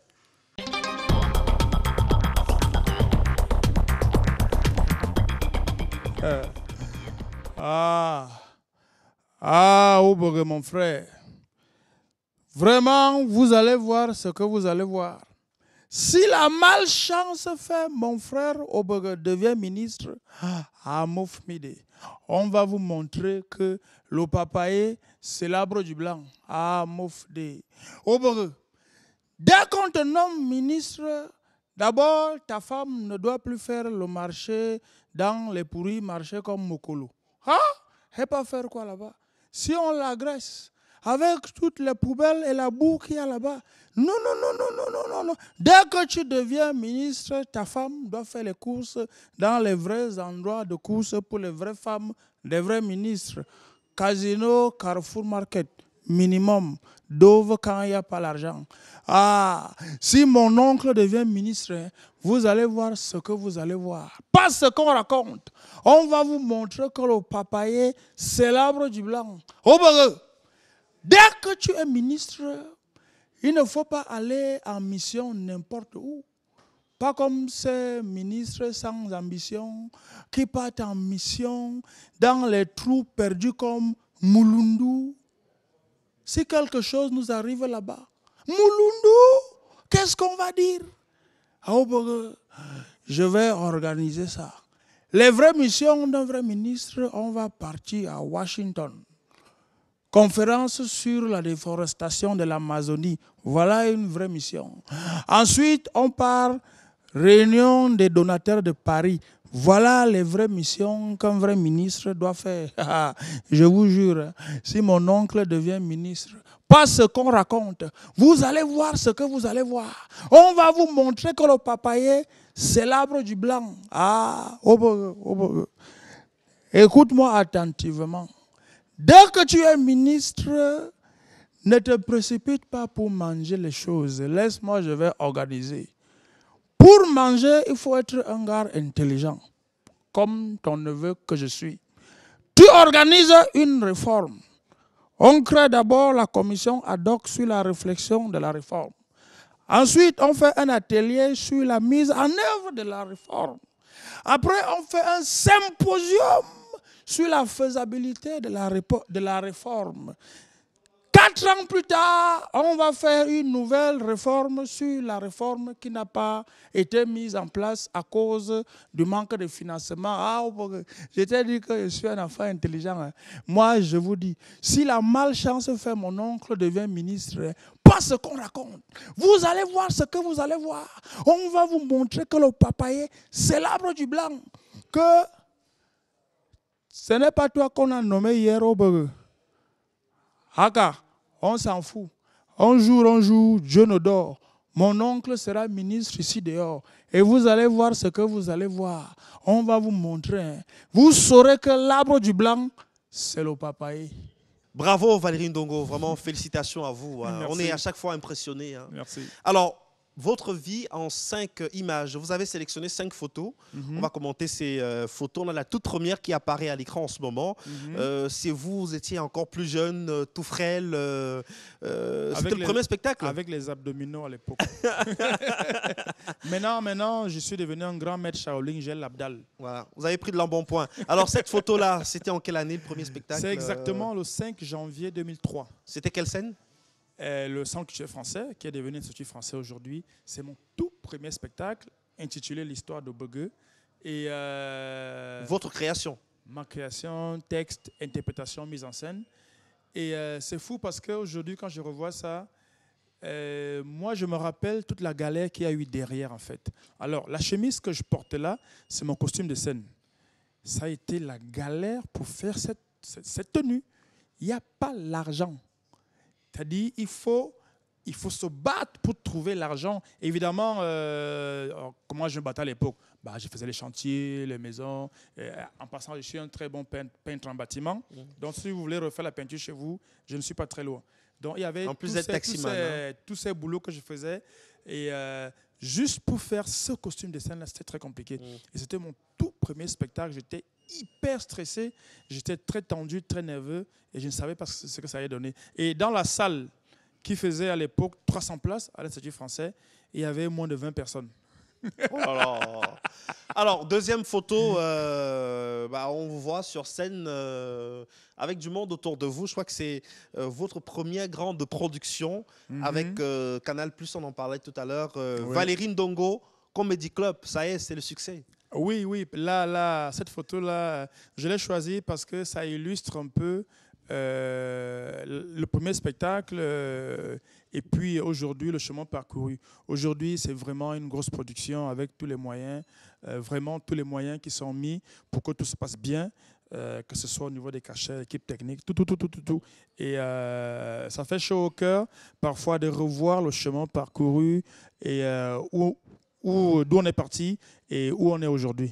Une autre photo, on est à Kribi, plage, la mer, Valérie Ndongo et son épouse. Dans le Bidung Challenge. Le Bidung Challenge. Ah ouais. Vous avez Ça décidé dit- de faire le Bidon Challenge j'ai décidé, lors de votre mariage? oui, j'ai décidé de rendre hommage à un collègue humoriste devenu ministre. Oui, parce que Parce beaucoup de que gens ne le savent pas. On ne sait pas d'où l'humour, Le ministre des jusqu'où Arts et de la l'humour peut Culture, arriver. à la base aussi, Oui, a fait oui. des représentations. Moi, quand j'étais à l'école primaire, artiste, j'ai eu la regarde, chance oui. d'assister à un spectacle du ministre actuel des Arts et de la Culture, M. Oui, Bidon. oui. C'était Mini Mini Pam Pam Pam Pam Shoga. Shoga. Mini Pam Pam. On salue le ministre Bidon Pat, voilà, qui est certainement fier aussi de ce côté artiste. Bah, je l'espère bien, je l'espère bien. À l'époque, Alors, c'était 50 francs, 100 francs pour assister à des exactement. représentations de Mini Ah, Pam ah. Pam. Et le théâtre se déportait dans les écoles. Exactement. Alors, parlons de cette photo-là. C'est votre mariage, c'était quand? C'était, ça fait presque 4 ans déjà que je me suis marié à Kribi. Et je voulais un truc bien, je voulais un truc vraiment relax et romantique. Vous avez choisi pas la que- plage de Kribi. Oui, parce que Kribi, c'est chez moi en fait. Je suis de Kribi, mon village est à 40 km de Kribi. Et donc, j'étais un peu à la maison en fait. Et comme il y avait encore le Bidon Challenge dans l'air, je me suis dit que on va faire pour nous ici là. C'était l'occasion. Alors, vous avez toujours rêvé d'avoir une femme qui allait pouvoir vous soutenir financièrement, Oui. moralement, psychologiquement. Oui, Est-ce bien que sûr. ça y est, votre épouse, c'est le jackpot Oui, c'est la femme bien que vous sûr. avez longtemps désiré Bon, avoir? déjà, moi, il n'a jamais été question que j'épouse une femme qui ne travaille pas. Je ne veux pas savoir dans quoi tu travailles, tu gagnes 1 million ou 50 000, ce n'est pas le plus important. Parce que moi, je travaille, je bosse dur tout le temps. C'est important d'avoir à ses côtés une femme active qui travaille. Pas une consommatrice. Zéro. Ah oui, consommatrice, là, jamais de la vie. Et ma femme, elle est juste magnifique. Elle remplit tout ça et au-delà. Qu'est-ce qu'elle fait comme métier? Alors, ma femme, je vais vous impressionner. Elle a un Master 2 en stratégie, défense et gestion de conflits, prévention des catastrophes. T'as tu Wanda, non? Oh, ouais, bien sûr. Moi, j'avais Wanda quand j'ai su ça. Donc, là, elle est... Non, en fait, là, elle s'est spécialisée dans l'humanitaire D'accord. et tout. Donc, voilà. Ça va, ça se passe bien depuis 4 ans. Comment ça se gère au quotidien Bon, comme disait quelqu'un, le mariage n'est pas facile. Mais en fait, le mariage peut être facile. C'est chacun qui rend son mariage facile. Et ce qui est bien, c'est qu'en fait, le mariage est facile parce que nous, les hommes, nous sommes bien. Oui, je tiens à dire ça en regardant la caméra. Toutes les femmes mariées, vous avez la chance d'avoir les maris. Nous, les maris, c'est Dieu qui nous a envoyés pour vous. Voilà. Supportez-nous comme nous sommes. Je suis d'accord. Hein. Alors, une autre photo. Là, c'est Fort Boyard sur Canal+. Hein. Et on a Exactement. Maître Yaya. Maître Yaya, voilà, c'est le personnage qu'on a créé. C'est pas moi qui ai trouvé le nom, c'est la production. Parce que Yaya, c'est aussi un peu un nom commun en Afrique. Et Maître, pour dire, voilà quoi, c'est un peu le grand sage, le grand connaisseur et tout. Et en fait, cette photo, je l'ai prise entre 2 prises. Parce qu'en fait, je passais beaucoup de temps à la vigie. La vigie, c'est un peu là où j'étais en haut, là-bas, pour ceux qui connaissent Fort Boyard, là où le père pouvait rester. Donc, en gros, pendant 1h30, je jouais moins de 5 minutes. Et c'était quoi le rôle de Maître Yaya? Je donne les énigmes. D'accord. Donc, j'avais 1h40 minutes comme ça, là. Est-ce que parmi les candidats qui sont passés devant Maître Yaya, il y en a qui particulièrement aura retenu votre attention? Oui, bien sûr. Il y a Chanel, celle qui avait chanté Ding dong, ding dong, niou. Elle avait fait, c'est l'hymne Onjomba. C'est-à-dire que s'il y a bien une femme que les femmes mariées n'aiment pas, c'est la fille là. La chanteuse Chanel. Elle a osé célébrer l'onjombaïsme. C'est-à-dire le truc pour lequel les femmes mariées dorment mal. Elle a chanté la chanson à Waka. La chanson préférée des Tisa. Les Tisa. Voilà. Les Njomba, non, les maîtresses. Les maîtresses, il faut le dire comme ça. Dernière photo, on parlait de vous tout à l'heure avec la casquette de taximan. On a cette photo de vous dans un taxi, le taxi de votre petit frère, qui en période de crise sanitaire vous a permis de gagner quand même un peu d'argent. Oui, mais surtout qui m'a permis d'expérimenter quelque chose que je n'avais pas prévu en fait à la base. Et c'était un moment super intéressant parce que il y a eu des clients magnifiques. Il y a eu et je tiens à le dire, c'est surtout les clients femmes qui ont vraiment joué le jeu, quoi. C'est-à-dire les questions qui venaient, elles répondaient à fond et tout. C'était une très belle expérience. Beaucoup se sont confiés à vous aussi, non? Oui. Parce que les taximans à la fin... Oui, malgré le live Facebook, il y en a qui parlaient vraiment et tout. Alors, l'une des questions, qui avait vraiment suscité un gros débat, c'était est-ce qu'une femme peut et doit payer plus que le mari? C'est-à-dire, par exemple, est-ce qu'elle doit payer le loyer qui est plus cher ou elle doit payer un truc qui est moins cher? C'est parti dans tous les sens. Il y a des femmes qui disaient que jamais, même si je gagne le milliard, le gars là va payer le loyer là.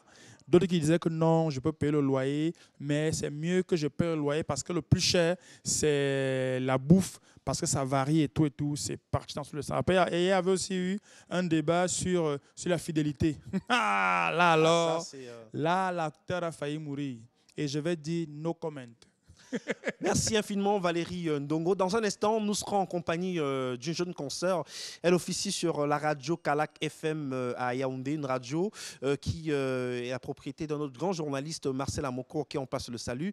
Elle s'appelle Larissa Giacomo. Ce sera pour le tête-à-tête avec Valérie Ndongo. A tout de suite.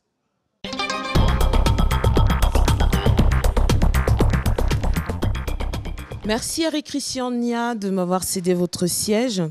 Bonsoir Valérie Ndongo. Bonsoir. Ces dernières années, vos spectacles se tiennent dans des instituts français et même votre académie panafricaine de stand-up que vous avez créée en 2009. Est-ce selon vous une démarche ou une approche panafricaine? Oui, pour la simple raison qu'au Cameroun, il n'y a pas de salle de spectacle professionnelle. Et ça, c'est bien de le dire. Peut-être que ça va faire bouger au ministère de la Culture. Si on veut faire un spectacle professionnel au Cameroun, il faut aller à l'Institut français qui est français. Et justement, si on veut faire des formations professionnelles, les seules structures qui vous accompagnent presque naturellement, c'est les structures occidentales, ce qui n'est pas normal. Mais avoir un soutien de son ministère camerounais du Cameroun, ça c'est la croix et la bannière. Vous n'avez jamais été soutenu par le ministère? En 15 ans de carrière, 2 fois. Et chaque fois, ça a été la croix et la bannière pour obtenir l'argent physique. Parce que c'est une chose que le ministre signe pour que vous ayez un financement. Ça en est une autre de voir le financement là. Certains critiques pensent que vous êtes donc un produit, on va dire, qui diffuse l'idéologie occidentale en se servant des questions dites justement contemporaines. Est-ce que vous en faites? Quel est le commentaire que vous faites? Alors, ce que je veux dire à ces critiques-là, ça veut dire que tout le gouvernement camerounais soutient l'idéologie occidentale. La plupart du gouvernement, ils ont tous fait des études. Non, les gens ont fait des études en France. Ce n'est pas parce que tu as étudié en France que tu soutiens la France. Ce n'est pas parce que je joue à l'Institut français que je soutiens l'idéologie occidentale. Qu'est-ce qui explique d'ailleurs que vous ne jouiez pas ici? Vous parlez de panafricanisme et vous parlez d'Institut français. Est-ce qu'il y a une corrélation entre ces deux termes? Bon, déjà, le palais des congrès, c'est camerounais. Douala-Bercy, c'est camerounais. Kasserole à Douala, c'est camerounais. Saint John's Plaza, c'est camerounais. Sans publicité, bien sûr. Oui, voilà. Je suis obligé de citer, de donner le nom des salles, d'autres salles où je joue. Mais, je le redis, quand on veut faire un spectacle professionnel avec une salle qui a été créée professionnellement pour faire un spectacle professionnel, je suis désolé, on va à l'Institut français. C'est là-bas qu'il y a les conditions techniques adéquates pour un stand-up professionnel. Si tous les artistes se comportaient ainsi, est-ce qu'on qualifierait leur scène ainsi de non professionnelle quand on vous écoute? Oui, il y a des scènes pas professionnelles du tout. Oui, bien sûr. Bien sûr, il y a les scènes pas professionnelles. Je ne sais pas, tu fais un stand-up à Etambafia en plein air gratuitement, c'est professionnel. Un spectacle gratuit n'est pas professionnel, déjà à la base. Tout ce qui est gratuit, ce n'est pas professionnel. Le professionnalisme, c'est des spectacles qu'on paye et qui sont dans des lieux professionnels, c'est-à-dire il y a le matériel, la lumière, le son. Il y a tout un ensemble de choses qui accompagnent le mot professionnel. Donc, professionnel, ce n'est pas seulement que tu te lèves, tu fais hurrah, hurrah, non. Vous avez connu la galère. Aujourd'hui, vous avez un peu. Et maintenant, vous dites que ceux qui font des scènes gratuites ne sont pas professionnels. J'ai toujours dit. Donc, vous n'étiez pas professionnel avant et aujourd'hui, parce que vous avez l'argent, vous êtes professionnel. Non, je ne suis pas professionnel parce que j'ai l'argent. Je suis professionnel parce que j'ai une démarche professionnelle. C'est deux choses différentes. Avant d'avoir l'argent, j'étais déjà professionnel. Maintenant, mon travail m'a permis de gagner suffisamment d'argent pour être à l'aise dans ma vie de tous les jours. Ça ne changera jamais le fait que être professionnel, il y a des conditions. Aujourd'hui, vous pourrez vous qualifier d'artiste engagé ou d'un artiste qui sert l'art pour le beau? L'un et l'autre, parce que faire l'art pour le beau, c'est important. Mais engagé, pour moi, je trouve que c'est obligatoire. Voilà. Donc, pour moi, je trouve que c'est obligatoire. On ne peut pas être artiste et regarder la vie de son pays se dérouler comme un film de telenovelas. C'est-à-dire, tu vois ça comme ça, et puis tu ris, et puis tu pleures, et puis tu es content, et puis tu es fâché. Non, il faut participer. Il faut dire quelque chose, il faut donner son avis, il faut, voilà quoi, il faut être dans sa société. Alors, l'humour, comme vous dites, la plaisanterie, comme certains disent souvent, ceux qui ne connaissent pas, vous pensez que ça permet aussi d'aborder des sujets difficiles? Vous êtes dans des films où on traite de la violence conjugale. Il y a d'autres sujets qui sont très terribles. Vous avez également des scènes où vous parlez des sans-papiers. Est-ce que vous pensez qu'on doit rire et on peut rire de tout? Oui, bien sûr, on doit et on peut rire de tout. Maintenant, c'est la manière. Vous riez de la douleur des autres? Non, on ne rit pas de la douleur des autres. On rit. Vous avez dit tout à l'heure qu'on rit de tout. Oui, oui, j'ai dit on peut rire de tout. Moi, je dis bien de tout. Maintenant, qu'est-ce qui différencie un bon humoriste d'un mauvais humoriste? Ah, c'est la qualité du rire. La qualité, oui. C'est la qualité du travail qu'on met autour d'un sujet pour le présenter au public. Vous pouvez faire... quelqu'un peut faire un sketch sur un enfant qui a été égorgé. Ce n'est pas un sujet risible. Mais comment tu vas développer ce thème-là pour l'amener sur une scène et pour faire rire les gens. Et pour faire rire les gens. Ce n'est pas que tu vas rire du fait qu'un enfant ait été tué. Ce n'est pas ça. Mais comment tu vas développer et comment tu vas représenter, c'est là qu'on dit qu'un artiste est tout simplement un génie. Vous pensez qu'on peut aujourd'hui, à travers votre art, vous avez dit tantôt qu'on en vit aujourd'hui, il ne faudrait d'ailleurs pas s'en moquer, aborder, comme vous avez dit, tous les sujets. Mais si on reste sur la notion des sans-papiers, est-ce que vous avez déjà été un sans-papier? Non. Et vous parlez des sujets que vous ignorez totalement et vous en riez? Non, pour la simple raison qu'il suffit d'aller en France 3 jours. Et vous allez voir les sans-papiers. Parce que quand on parle sans-papiers, c'est surtout les sans-papiers en France. Vous êtes un observateur et vous en faisiez sien les propos qui ne vous concernent pas ou des affaires qui ne vous regardent pas. Ça me concerne déjà. Quand on va chez les Blancs, être noir, c'est déjà un handicap. Déjà. Vous avez vécu cet handicap? Oui, bien sûr. Comment? Oui, bien sûr. Il y a bon, déjà, tout le monde se fait contrôler, déjà, pour rien. C'est-à-dire, on est là avec des collègues blancs et tout, et puis on te contrôle parce que, voilà, tu es noir. Et on ne peut pas tout vivre dans une vie pour justifier qu'on en parle. C'est impossible. Mais on en parle parce que c'est un sujet d'époque, c'est un sujet de votre époque, c'est un sujet de votre société, et vous devez en parler. Et c'est surtout des sujets vendeurs. Oui, évidemment, ça va de soi. C'est le showbiz. On ne va pas prendre un sujet qui n'intéresse personne, qui est nul. Encore que un sujet soi-disant nul peut être traité et ramené à une échelle qui rend ça super intéressant. C'est quoi un sujet nul? Un sujet nul, c'est un sujet qui n'est pas d'actualité. C'est-à-dire, c'est pas là. Je sais pas. C'est comme si aujourd'hui, il y a un grand mouvement féministe au Cameroun qui parle des violences faites aux femmes. Tout le monde en parle partout. Et puis toi, tu ramènes, je sais pas, un sujet sur les escargots. Pourquoi les escargots disparaissent à Yaoundé? C'est nul parce qu'on n'en parle pas. Mais tu peux rendre le sujet des escargots qui ont disparu à Yaoundé aussi intéressant que le sujet de l'heure, qui est, dans mon exemple, les violences faites aux femmes. C'est quoi le sujet de l'heure, en dehors des violences faites aux femmes? Quoi, là maintenant, oui, là au Cameroun? Ou là maintenant au Cameroun, c'est la politique. C'est la politique, c'est l'alternance au pouvoir. C'est le sujet de l'heure au Cameroun. Vous en pensez quoi? J'en pense quoi? J'en pense tout naturellement que dans une démocratie, l'alternance, tout le monde le dit. Mais pourquoi quand on dit que ça doit arriver... Les autres disent toujours pour vous. Qu'est-ce que vous dites? Je suis en train de vouloir dire, la Messie me coupe. Je disais, tout le monde le dit, mais le fait de dire qu'on attend l'alternance, ça devient un problème. Oh, Valérie Ndongo opposant, oh, Valérie Ndongo l'a payé pour dire ça. Parce que, je le dis, il faut qu'il y ait alternance. Moi, j'ai 40 ans aujourd'hui. J'ai connu un président pendant 38 ans de ma vie. Je dis, à un moment, tu te dis, est-ce que le Cameroun est vraiment perdu? Est-ce qu'il y a vraiment... Est-ce que c'est une impossibilité? Est-ce qu'on est face à une impasse? Si c'est l'impasse, c'est grave pour nous. Mais ça va arriver. Ça va arriver, parce que c'est comme ça, c'est la vie. Peut-être que je serai mort avant, mais ça va arriver. Et c'est important de dire, ça arrive, mais comment ça arrive? Et il ne faut pas que ça arrive malgré nous. Et il ne faut pas que ça arrive, genre on n'a rien dit, on était là comme ça, on regardait comme la télé. Valérie Ndongo, si il vous était donné l'occasion d'avoir une double nationalité, vous choisiriez? Je crois que je choisirais la nationalité suisse. Ah, parce que vous voulez avoir une double nationalité? Bah oui, bien sûr. Pourquoi? Mais parce que camerounaise ne vous suffit pas? Non, ça ne suffit pas. Pas du tout. En fait, quand on fait le métier d'artiste et que vous avez besoin de vous mouvoir, il y a des voyages que moi j'ai ratés parce que le passeport n'est pas sorti. Parce que j'ai un passeport camerounais. Avoir le passeport, c'est comme si tu devais doter 25 femmes. C'est compliqué. Et même quand tu as ce passeport-là, ça ne te facilite pas la vie. Je suis désolé. Moi qui, tout le temps, j'ai affaire aux demandes de visa dans les consulats occidentaux, même mon seul refus de visa que j'ai eu dans ma vie, c'est le consulat de Guinée équatoriale.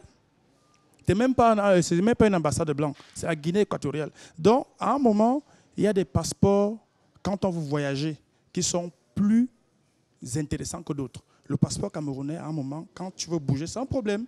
Donc, il ne faut pas prendre ça comme une insulte pour le Cameroun de dire avoir une double nationalité, moi, ça va m'aider dans mon boulot. D'accord. Merci Valérie Ndongo d'avoir répondu à nos questions. Le programme se poursuit avec Eric Christiania. Merci infiniment Larissa Giacomo, donc en service à Radio Kalak FM ici à Yaoundé. Le tête-à-tête nous a permis d'apprendre encore plus sur vous, Valérie Ndongo, vos prises de position sur les questions d'actualité. Voilà. Ouais. Alors, on va parler de vos passions à présent. Vous êtes né je crois, à Obala, oui, dans la région du centre, mais vous êtes un boulot du sud de Cameroun. Je suis un boulot du sud du Cameroun avec pour père un natif de Garoua. D'accord. La ville de Kribi, c'est... Non, en fait, mon père, il était de Garoua, en fait. Ah, votre père était de Garoua? Mon père était de Garoua, ouais. Mais il est mort, j'avais 4 ans. Et donc, j'ai aucun contact avec ma famille du Nord. Et j'ai grandi avec ma famille du Sud. Donc, c'est pour ça que je suis Boulou. En principe, je suis moitié Garoua, moitié Boulou. Mais vous avez passé votre petite enfance entre plusieurs villes du Cameroun. Vous avez beaucoup bougé. Tout à l'heure, vous parliez de votre père qui est décédé. Vous étiez tout petit encore.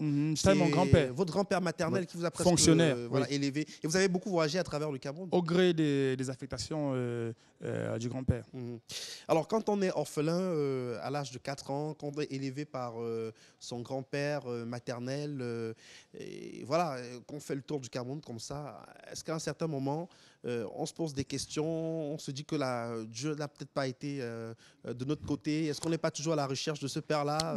Non. Déjà, moi, je pense que c'est pratiquement un peu après mes 10 ans que j'ai commencé à me poser des questions parce que je voyais que ma mère appelait celui que j'appelais papa, papa. Donc, je me suis dit, si ma mère appelle mon père papa, c'est qu'il y a un problème. Mais je ne savais pas que celui que j'appelle papa était mon grand-père, en fait. Donc, c'est à partir de là que j'ai commencé à me poser des questions. Mais ça n'a pas vraiment été un réel problème parce que, je vais dire, d'une certaine façon, ma famille m'a un peu, s'est arrangé pour que je n'y pense pas trop. Parce qu'en fait, mon père, il était de la garde rapprochée du président Ahidjo. Il était gendarme et tout. Et il est mort pendant le coup d'État manqué du 6 avril 84, c'est ça, je crois bien? Oui, tout 84 et tout. Et du coup, ma famille maternelle a vraiment essayé, parce que toute sa famille a été rasée. Je ne sais pas pour quelle raison. Vous n'avez plus eu de contact avec votre famille paternelle du côté de Garoua? Oui, du tout. J'ai essayé, quand j'ai eu mes 20 ans à peu près, de faire des recherches, mais au niveau du CED, je n'ai pas eu de suite parce qu'il n'y avait pas trop d'archives, c'est compliqué. Bref, donc je ne me suis pas vraiment posé ce type de questions-là. J'ai vécu ma vie. On était tellement nombreux à la maison qu'on était près d'une vingtaine. Donc, vraiment, on n'avait pas trop le temps de se poser ce type de questions-là. On vivait, on jouait. Voilà. À quel moment vous décidez de partir du cocon familial? Parce qu'à un moment, vous décidez de partir pour vous installer tout seul, louer une maison?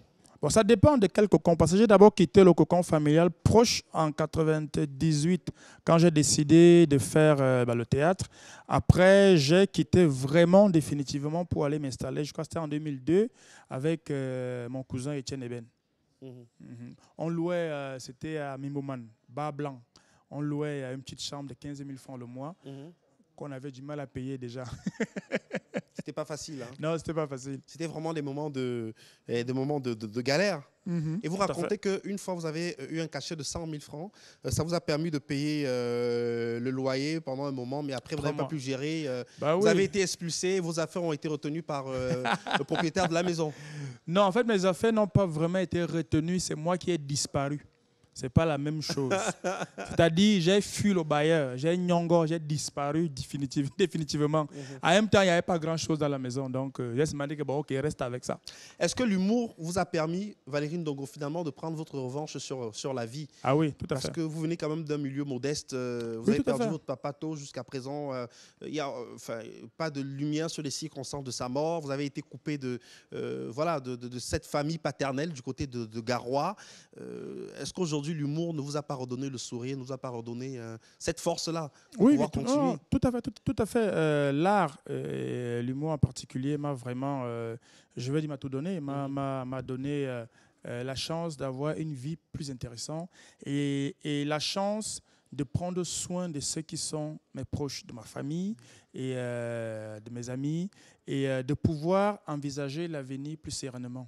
Et aujourd'hui, quelles sont vos relations avec les membres de votre famille? Oh, mais ça va, je suis une élite de ma famille et de mon village.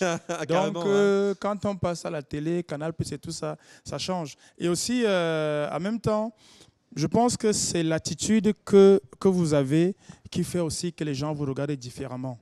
Je pense qu'il y a aussi de ça.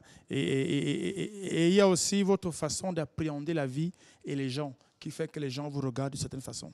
Et les amis, vous en avez beaucoup, Valérie Ndongo. Qui sont vos amis, Valérie Ndongo? Je n'ai pas beaucoup d'amis, j'ai beaucoup de connaissances. J'ai beaucoup de connaissances, j'ai beaucoup de potes. C'est quoi la différence, ami-connaissance? Alors, ami, ça veut dire qu'il y a quelque chose de très fort qui vous lie. Vous vous connaissez, vous prenez le temps de vous connaître. Chacun connaît la vie de l'autre, sa famille et tout et tout. Vous échangez, vous partagez des choses et on s'entraide vraiment sans arrière-pensée, sans machin et tout. Et ça, c'est parce que un ami, c'est comme le mariage, c'est pas le meilleur, le pire. On peut se fâcher, on arrange, on peut faire ci. Mais c'est qui vos amis? On va laisser la philosophie. J'en ai pas 5 ou 6, maxi. Vous pouvez quand même citer quelques noms, non? Ça fait toujours plaisir aux amis. Alors, il y a Florian Gimbis, il y a Yannick Debout. Moi, je l'appelle... en fait, entre amis, on s'appelle un peu par nos villages. Debout, on l'appelle le Bana. Gimbis, on l'appelle le Babimbi. Moi, il m'appelle le Boulou. Et puis, il y a Toupson, mon cousin aussi. Enfin, c'est mon oncle. Mais comme c'est un petit oncle, je l'appelle mon onclon. Il dit que vraiment, c'est un petit oncle. Et tout. Il y a Pierre Van Côte, c'est un Belge que j'ai connu en France pendant 5 ans, que je joue régulièrement en France. Et il y a Omar Manet, qui est guinéen. Voilà quoi. Avec qui vous collaborez sur des projets artistiques? Depuis 2012, en fait. C'est énorme. Hein? Ouais, qu'on se connaît. Voilà quoi. Ça, c'est un peu pour citer quelques-uns de mes amis. Il y a ma sœur Karine. Enfin, elle aussi, c'est une tante, une petite tante. Et Mireille aussi, ma cousine. Vous croyez en Dieu, Valérie Ndongo? Oui. Qu'est-ce qu'il représente pour vous, Dieu? Il représente tout, il représente l'infini. Mais je ne crois pas à la religion. Vous croyez en Dieu, vous ne croyez pas en la religion, non? Oui, la religion m'emmerde. La religion, c'est... C'est-à-dire que vous n'allez pas à l'église le dimanche? Ah non, déjà, l'église a beaucoup d'argent. Donc là, encore ajouter mes cotisations là-bas, c'est bon, quoi. Ils ont trop d'argent, surtout les catholiques, puisque voilà, j'ai été catholique pendant... L'église que j'ai fréquentée le plus longtemps, c'est l'église catholique. Non, moi, je trouve que la religion, c'est vraiment un opium, en fait, quoi. Moi, je dis souvent à mes amis religieux, pratiquants, mais est-ce qu'à un moment, on ne se pose pas une question en Afrique? Plus on prie, plus il y a des problèmes. Et plus il y a des problèmes, plus on prie encore. Et plus on prie encore, plus les problèmes augmentent. Ça veut dire, soit on prie mal, soit il y a une version de la religion que nous on a qui n'est pas terrible. Parce que Dieu, moi je pense, je crois qu'il est différent. Quand tu vas en France, par exemple, juste pour dire, la dernière fois que j'étais en France, je suis allé rendre visite à un ami prêtre. Il m'a traîné de force, il m'a attaché pour aller à la messe et tout. Et ce qui m'a impressionné, la messe a duré 30 minutes, top chrono. Au Cameroun, ça dure quoi, 1 heure ou un peu plus. Catholique, hein? T'as dit. Mais pendant ces 30 minutes-là, où j'étais à l'église, j'ai vraiment senti qu'en 30 minutes, on n'a fait que l'essentiel. Mais en Afrique, c'est long. C'est comme si la version de la religion qu'on nous a vendue en Afrique, c'est pour nous endormir un peu plus, quoi. Prier tout le temps, on vous a bien compris. Tout le temps. Alors, Valérie Ndongo, quelle image souhaiterez-vous qu'on garde de vous quand vous ne serez plus? Ça va forcément arriver, mais on souhaite que ça arrive le plus tard possible.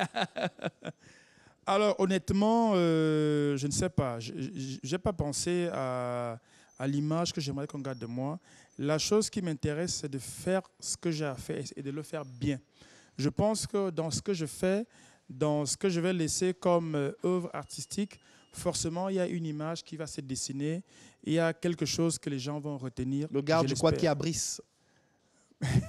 On peut dire l'enfant de quartier qui a réussi. Il y a déjà tellement d'exemples au Cameroun de gars du quad qui ont réussi.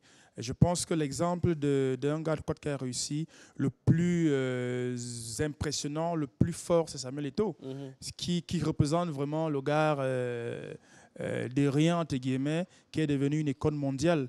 Donc, il y a beaucoup d'exemples de ça au Cameroun déjà. On va se quitter dans un instant. Message à tous vos fans qui vous regardent sur le plateau de Entrevue le Mag. Qu'est-ce que vous leur dites, les projets sur lesquels vous travaillez en ce moment et voilà, comment vous projetez dans les prochaines années? Alors, ce que je peux dire, là, je regarde la caméra, on peut parler au gars. OK. Alors, ce que je peux dire à tous les fans, à tous ceux qui aiment l'humour, à tous ceux qui suivent mon actualité, c'est qu'il y a beaucoup, beaucoup de choses à venir. Et il y a également beaucoup de projets avec la CRTV. Il y a beaucoup de spectacles dans quelques mois. Il y a beaucoup de concepts sur la toile, au cinéma et au stand-up. Il y a beaucoup de choses. Donc, suivez l'actualité sur Facebook, Valérie Ndongo Pro. Je fais la publicité. Donc, si le service commercial coupe ça, on va avoir les problèmes. Donc, je dis, suivez la page Facebook Valérie Ndongo Pro et vous aurez toutes les informations, l'actualité, tout le temps. D'ailleurs, en fait, tu vois, j'ai collé les mots. Comme ça, si le monteur veut couper, il aura du mal. Non, mais de toutes les façons, on ne pourra pas censurer parce que vous êtes désormais en collaboration, en partenariat avec la CRTV. Bien sûr. Le Valérie Ndongo Comedy Club est diffusé sur la CRTV. Tout à fait. Voilà, c'était aussi important de pouvoir collaborer avec la télévision nationale. C'était hyper important pour moi. Voilà. Et c'est aussi important. En fait, j'ai arrêté les collaborations parce que l'impression que certaines télés au Cameroun donnent, c'est que payer un concept d'un producteur camerounais, c'est trop. Elles veulent les choses gratuitement. Et parfois même, c'est comme si c'est toi qui dois encore payer pour passer et tout. C'est pour ça que j'ai mis un long moment sans avoir de concept dans une chaîne camerounaise jusqu'à ce que je tombe sur la CRTV. Enfin, je retombe sur la CRTV et que la négociation se passe plutôt bien. Je ne donnerai pas le montant, sinon les gars vont arriver à la maison. Et ça s'est plutôt bien passé. Mais c'est tant mieux. C'est la preuve que les choses bougent aussi au niveau de la CRTV. Merci beaucoup Valérie Ndongo d'avoir accepté notre invitation. Ouais. On vous souhaite beaucoup de courage et bonne chance pour la suite. Merci. On va se quitter avec Valérie Ndongo sur scène. Un dernier pour la route. Merci à vous, mesdames, messieurs, de nous avoir regardés. À très bientôt pour un autre numéro de Entrevue le Mag. Vous le savez, ça se passe sur la CRTV. Valérie Ndongo. Alléluia. Alléluia. Je suis la sœur Martine, la douce rose de Jésus. Alléluia. Vraiment, j'ai un très très grand témoignage à partager avec vous aujourd'hui. Alléluia. Voici alors mon témoignage. Il y a 3 mois de cela, des petits boutons ont commencé à sortir sur mon visage. Alléluia. Je suis resté comme ça. J'ai seulement prié, jeûné, intercédé, invoqué le nom du Seigneur. Rien. J'ai encore seulement dit que Seigneur, Seigneur, Seigneur, tu as dit dans ta parole que nous sommes la tête et non la queue. Comment peux-tu permettre ta servante, une fille du royaume, des petits boutons sortent sur son corps? Qu'est-ce que les mondains vont dire? Alléluia. Ça n'a pas fait 2 jours. Ma cousine qui est aux États-Unis, à Chicago, m'a envoyé 2 lotions. Une lotion à la menthe, une lotion à la fraise. Je vais commencer par la lotion à la menthe. Les petits boutons ont disparu. Alléluia. Je vous assure que le diable me persécute jour et nuit. Parce que l'autre jour encore, je voulais aller au restaurant chinois pour manger les cuisses de grenouille. Vous savez que c'est un peu cher là-bas, non? Je n'avais que 5 000 francs. Il me fallait encore 5 000 francs. J'ai prié. Je n'ai pas fini de prier. Mon petit frère est venu. Il m'a remis les 10 000 francs qu'il me devait. Je suis allé au restaurant chinois. Vous voyez comment le Seigneur comble au centuple. Non, alléluia. C'était dans mon témoignage. Vous voyez que c'est le diable qui m'a persécuté jour et nuit. Pour le restaurant chinois, même pour les petits boutons, c'était Satan, Mammon, Belzébuth, le persécuteur, le tentateur, qui voulait m'éloigner du Seigneur. Heureusement que j'ai persévéré par la grâce de Jésus. Alléluia. C'était dans la sœur Martine, la douce rose de Jésus. Applaudissez pour le Seigneur.